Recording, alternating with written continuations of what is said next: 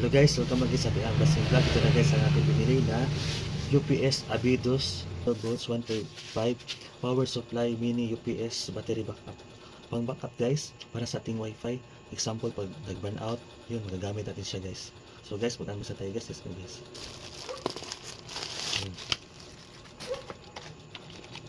Ayan guys.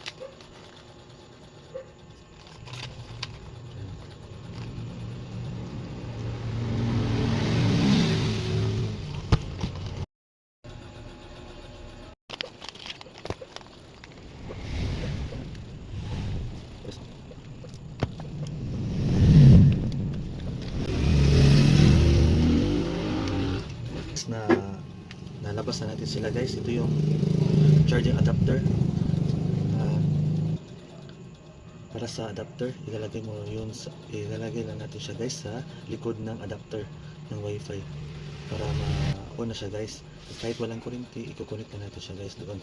At ang hours capacity nito guys, sabi nila 8 hours, pero hindi pa natin nasubukan kung 8 hours ba talaga. Pero pag nasubukan natin siya guys, dito natin makikita kung 8 hours ba talaga o hindi. Gagamitin lang natin siya pag emergency. Kasi sabi dito pag emergency lang daw ito gagamitin, pero itatry natin siyang gamitin kahit na may kuryente para masubukan natin na mayroon siyang 8 hours na capacity na oras na magagamit siya. At guys, ito yung para charge. Subukan ko na ito kahapon. Charge ako mga 4 na oras. So ngayon, ipapakita ko paano mag-charge. Itong box na Abidos, may 3 siyang battery guys sa loob ng color blue. May 3 siya dito guys sa loob. Pwede siya ma-replace pag hindi na siya magamit. Pwede tayong mamili ng ma-replace na battery. Bali 3 siya guys. Yung totoong battery talaga para mas matagalan. Itong UPS, it can isolate the flames and protect the power circuit in case of fire. So hindi daw to madaling masunog kahit naka-choke siya sa power. Pero pag hindi talaga ginamit, tatanggalin talaga yan guys, kasi para hindi delikado gamitin.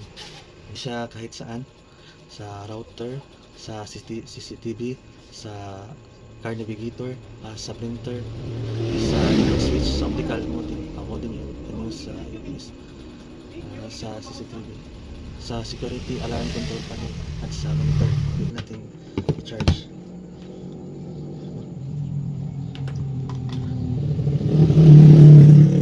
Siya guys, naka-charge. Color blue. Natin ma-charge ng 4 na oras guys. Try natin siyang gamitin doon sa ating router. Susubukan natin to guys. Susubukan natin yung walang kuryente, yung hindi nakasaksak ito guys, yung adapter. Tapos yung under ito na lang Abidos na hindi gagamitin to. Ayan guys, bumalik na siya guys. Ngayon guys, gagamitin natin yan. Pero pag mamaya, i-off na natin siya. I-connect ito guys, yung may adapter. Yan ito. Yan. Connect na siya. Yan. Natin guys kung malakas ba guys. Na-unbox na natin siya guys. Na-unbox na natin siya. Bili na kayo guys sa TikTok shop ko guys, itong UPS guys, itong UPS power supply with this battery. Pwede siya sa router, at sa fingerprint scanner, sa CCTV, at sa access control guys. Power supply guys. Thanks for watching. See you sa next unboxing vlog. Bye bye.